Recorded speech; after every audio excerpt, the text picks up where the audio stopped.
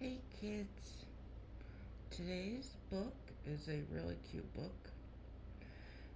It's called A Baby Sister for Frances by Russell Hoban, pictures by Lillian Hoban.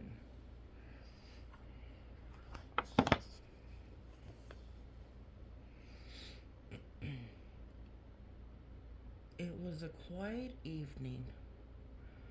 Father was reading his newspaper. Mother was feeding Gloria, the new baby. Frances was sitting under the kitchen sink. She was singing a little song. Plinkety, plinkety, plinkety, plink. Here is the dish rag that's under the sink. Here are the buckets and brushes and me. Plinkety, plinkety, plinkety, plee. She stopped the song and listened. Nobody said anything.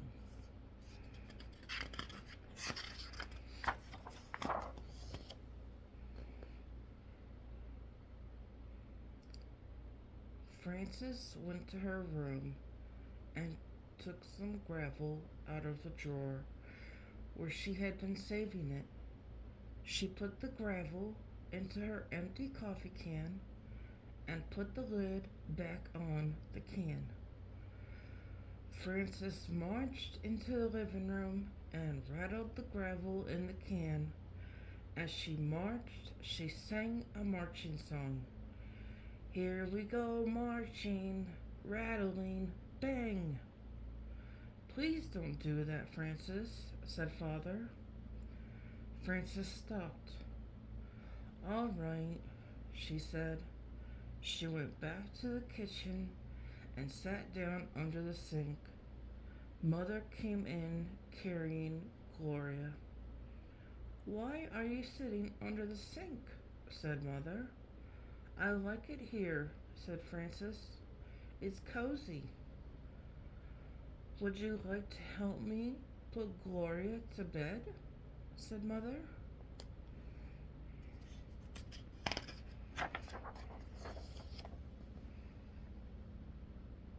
How much allowance does Gloria get? Said Frances.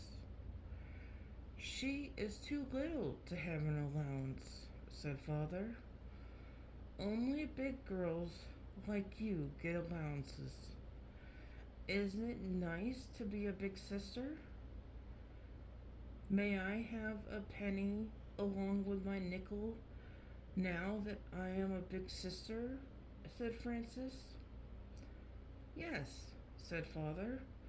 Now your allowance will be 6 cents a week because you are a big sister.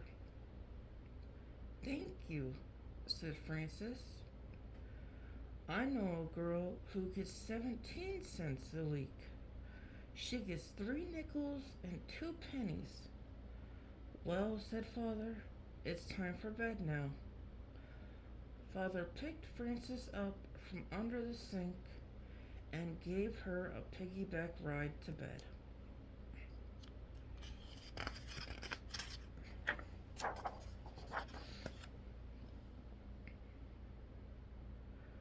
Mother and Father tucked her in and kissed her good night. I need my tiny special blanket, said Frances. Mother gave her the tiny special blanket. And I need my tricycle and my sled and both teddy bears and my alligator doll, said Frances. Father brought in the tricycle and the sled and both teddy bears and the alligator doll. Mother and Father kissed her good night again, and Frances went to sleep.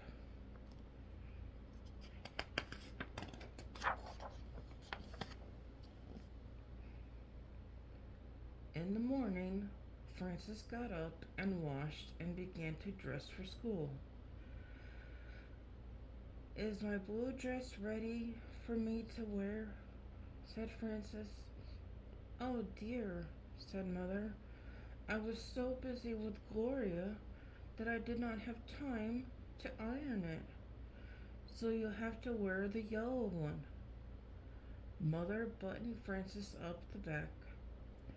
Then she brushed her hair and put a new ribbon in it and put her breakfast on the table. Why did you put sliced bananas on the oatmeal? Said Frances. Did you forget that I like raisins? No, I did not forget, said Mother. But you finished up the raisins yesterday, and I have not been out shopping yet.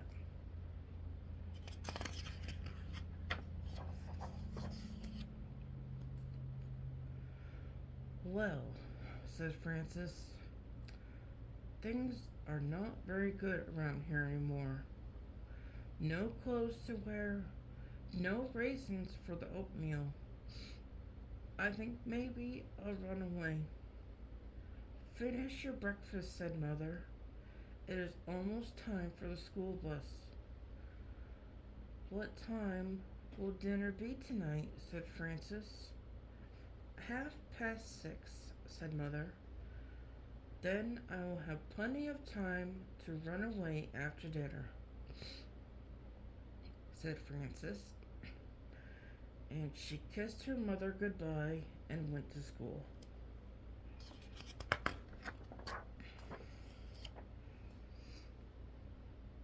After dinner that evening, Frances packed her little knapsack very carefully. She put her tiny special blanket and her alligator doll. She took all of the nickels and pennies out of her bank for travel money. And she took her good luck coin for good luck.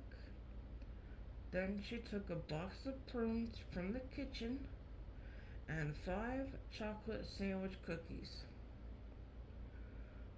Well, said Frances, it is time to say goodbye. I am on my way. Goodbye. Where are you running away to? Said Father.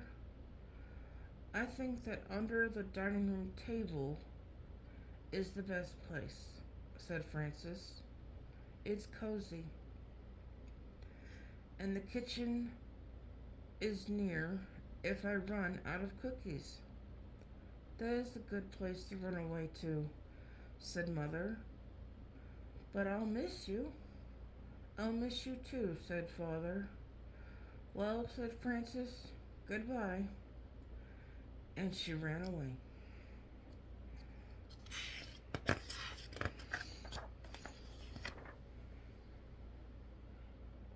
Father sat down with his newspaper. Mother took up the sweater she was knitting. Father put down the newspaper.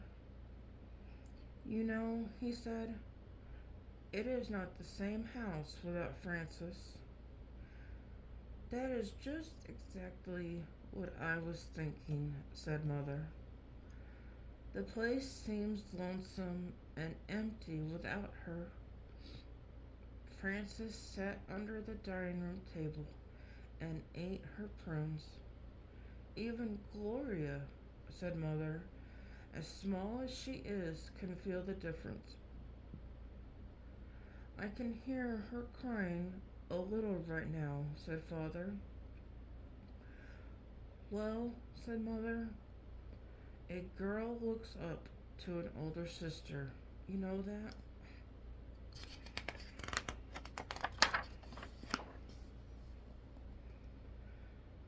Father picked up his newspaper, then he put it down again.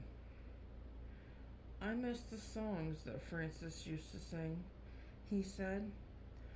I was so fond of those little songs, said Mother. Do you remember the one about the tomato? What does the tomato say early in the dawn? Sang Mother. Time to be all red again, now that the night is gone, sang Father. Yes, he said, that is a good one. But my favorite has always been when the wasp and the bumblebees have a party. Nobody comes that can't buzz. Well, said Mother, we shall just have to get used to a quiet house again.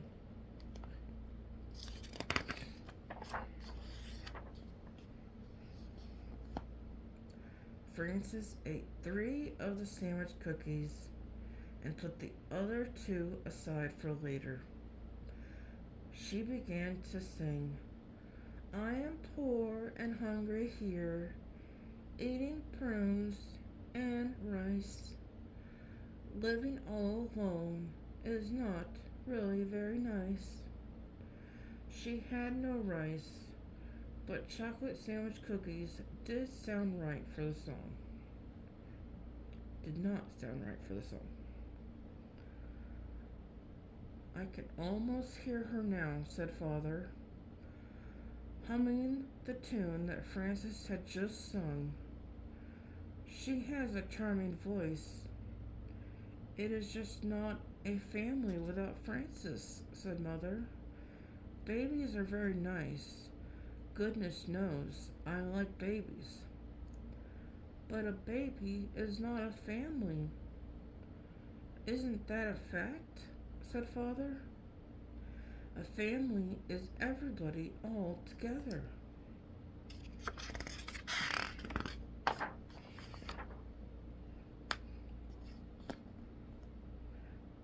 Remember, said Mother, how I used to say, think how lucky the new baby will be to have a sister like Frances.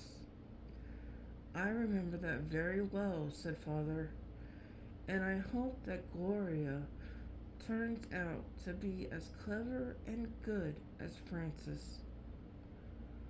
With a big sister like Frances to help her get along, she ought to turn out just fine, said Mother. I'd like to hear from Frances, said Father, just to know how she is getting along in her new place. I'd like to hear from Frances too, said Mother, and I'm not sure the sleeves are right on this sweater I'm knitting for her.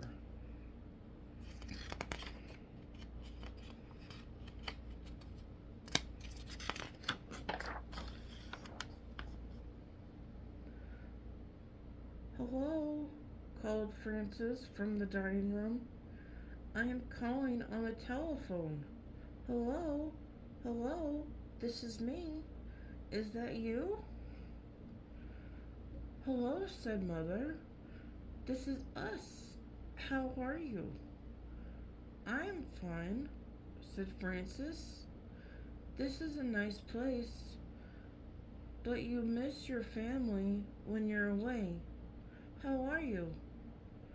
We are all well, said Father, but we miss you too.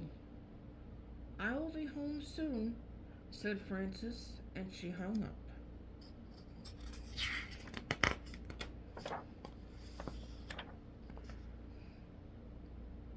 She said that she will be home soon, said Father. That is good news indeed, said Mother. I think I'll bake a cake. Frances put on her knapsack and sang a little traveling song. Big sisters really have to stay at home, not travel far away, because everybody misses them and wants to hug and kisses them. I'm not sure about that last rhyme, said Frances, as she arrived in the living room and took off her knapsack. That's a good enough rhyme, said Father. I like it fine, said Mother, and they both hugged and kissed her.